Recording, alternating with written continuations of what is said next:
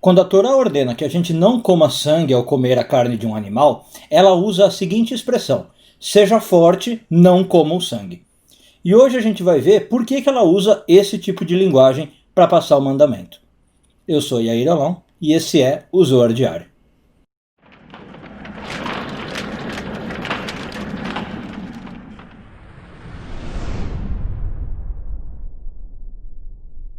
Essa semana encerramos a leitura da porção de Re'eh. Não existe um Zohar específico, então estou pegando ensinamentos relacionados, mas que não vêm necessariamente do Zohar.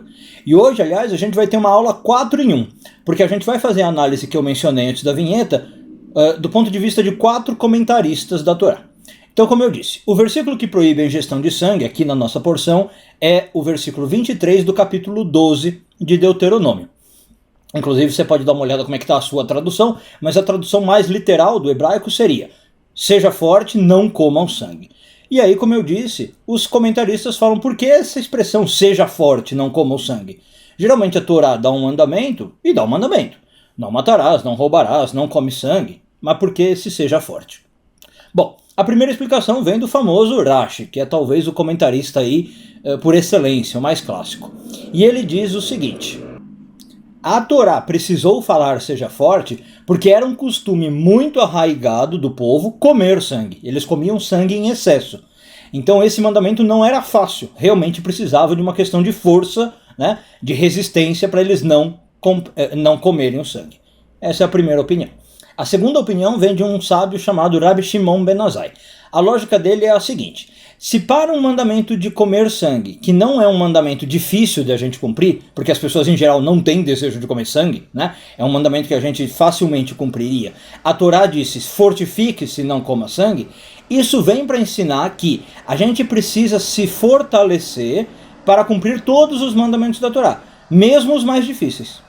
Deu para entender a ideia? Se mesmo num fácil a Torá está falando isso, é porque a Torá quer ensinar que mesmo nos mais difíceis a gente vai precisar usar dessa força, né, para não violar o que está sendo pedido. A terceira opinião, o terceiro comentário, vem de um sábio chamado Rashbam. O Rashbam ele tem uma visão um pouco mais mística, talvez, e ele diz o seguinte: comer sangue dá força para o corpo. Tá? Ele não está falando, claro, no sentido médico anatômico, tá? Como eu falei, é um pouco mais místico. Comer sangue daria força para o seu corpo porque você está comendo uma energia de vida. Quando a Torá fala seja forte, não coma o sangue, ela está falando: olha, realmente você precisa fazer um esforço muito grande para não comer o sangue, porque pela lógica seria bom comer. Deu para entender? Então aqui talvez o sentido que a gente mais teria: seja forte para não comer significa faça um esforço, né? Tente fazer o máximo para não comer, apesar de saber que o sangue te daria força. E a quarta é mais ou menos ligada com a do Rashbam, mas ele está um pouco mais místico ainda. É a opinião de um sábio chamado Bechaye. E ele diz o seguinte: ele concorda com o Rashbam, ele fala: o sangue dá força para o corpo, só que quando a Torá diz seja forte, não coma, ela está fazendo uma promessa. Quer dizer, se você comesse, você teria força. Mas mesmo não comendo e seguindo a Torá, você vai ser forte.